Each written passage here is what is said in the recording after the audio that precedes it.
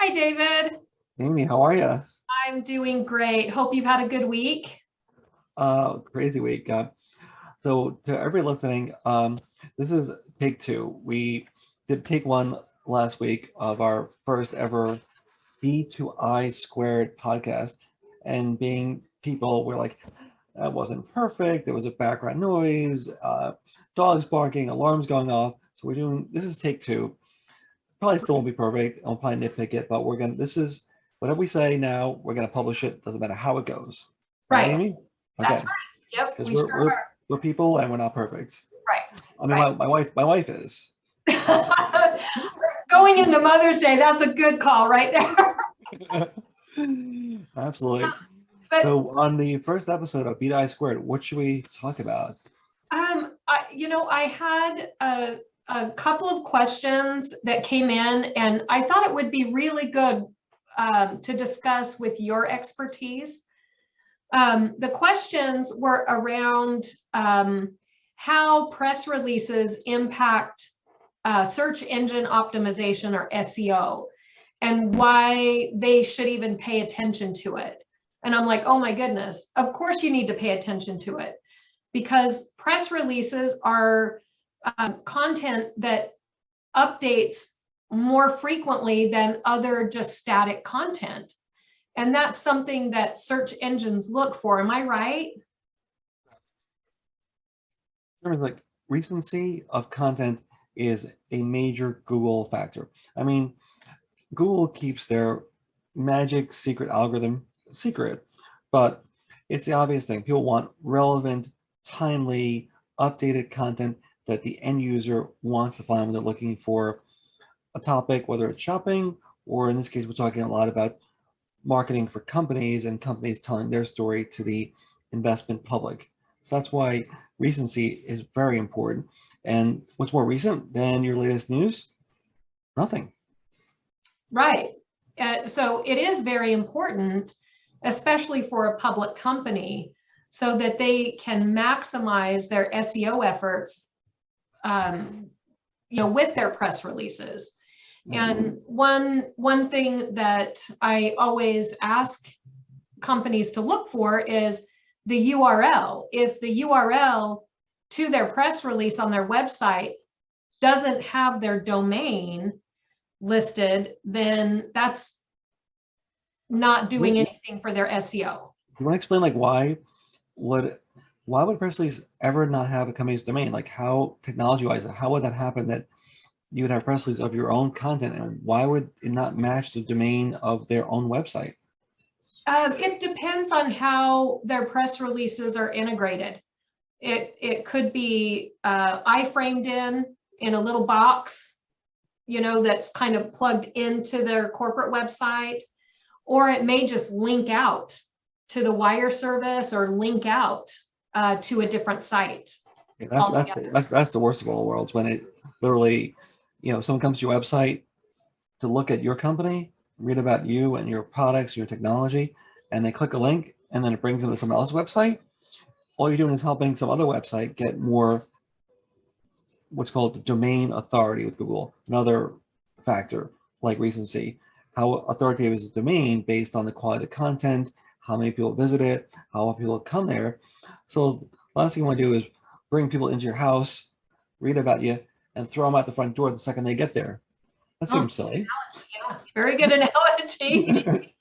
Thanks for coming, but bye-bye. That's not a very welcoming house. Google's not going to show your house up on its search rankings. Right. And then so the key, I think what we're getting to is like, if you have press release, host it natively, host it inside your website in a manner that's crawlable by those, they call them spiders. The spider go on the World Wide Web. Got the spider web analogy there. When the Google spiders crawl your site, they will see the content hosted in your site at b2idigital.com or b2itechnologies.com. And we'll get to the B2i Squared thing in a minute, but like those are our domains. I host all my content on my site because I want people coming and staying with my site. Amy wants people to go to b2itechnologies.com to stay on their site and wants their press releases there as well. And now, so step one of SEO IR is to host the press release natively inside your content so Google can find it. Step two, what I do as a marketer is my clients say like, hey, we've got this press. Can you do something with it? I'm like, yes. We can now push it out further, post it on these little known websites called Facebook, LinkedIn, Twitter, Instagram, and share it out.